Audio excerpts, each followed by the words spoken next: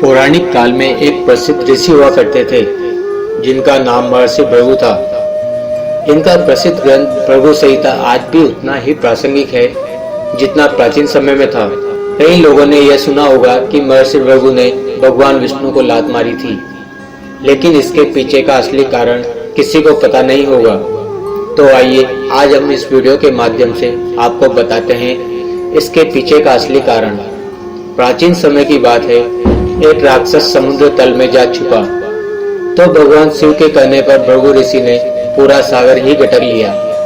लेकिन ऋषि ने ऐसा काम भला क्यों किया? कहा जाता है कि महर्षि भृगु उस समय के श्रेष्ठ ऋषि हुआ करते थे, फिर भी उनके ऐसा करने पर जरूर कुछ न कुछ कारण रहा होगा। आप भी यही सोच रहे होंगे, तो आइए आपको बताते हैं कि आखिर ऋषि ने ऐसा क्यों किया था।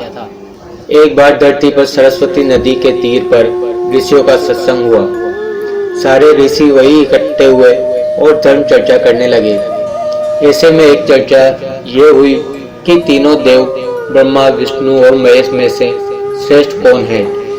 इस सवाल का जवाब कोई नहीं दे सका। तब ऋषि श्रेष्ठ भृगु को ये चुनौतीपूर्ण कार्य सौंपा गया कि आप ही इस बात का पता लगाएं। इसके बाद सबसे पहले ऋषि भृगु अपने पिता ब्रह्मा के पास गए। चूंकि वो ब्रह्मा के मानस पुत्र थे, इसलिए उन्होंने उनकी परीक्षा के लिए मानस उपाय सोचा। भृगु ने अपने पिता के पास जाकर उनका कोई आदर सत्कार नहीं किया।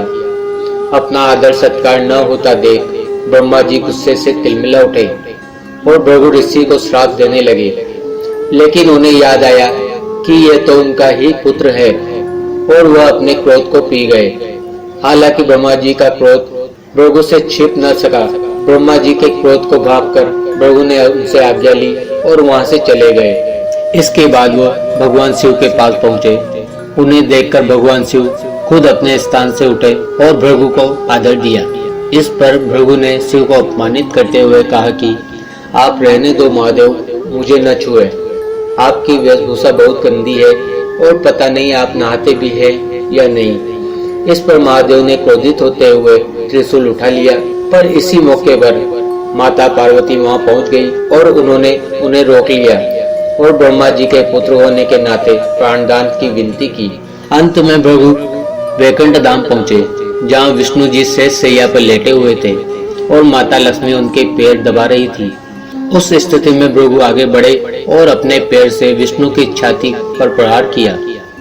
प्रहार के बाद विष्णु जी उठे और गुस्सा होने की जगह उन्होंने भृगु से कहा कि क्षमा करें ऋषिवर, मैं आपको देख नहीं पाया, कहीं आपके पैर में चोट तो नहीं लगी।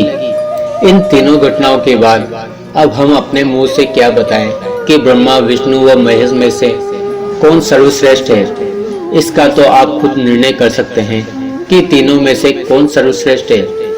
इस घटना के बाद भृगु ने तीनों देवों से माफी मांगी और इस संबंध से जुड़ा पूरा वृत्तांत बताया। यदि आपको यह वीडियो अच्छी लगी हो तो कृपया लाइक व सब्सक्राइब का बटन दबाकर बेल बटन को ऑन कर दीजिए, ताकि इस तरह की और भी वीडियो आपको सबसे पहले मिल सके। धन्यवाद।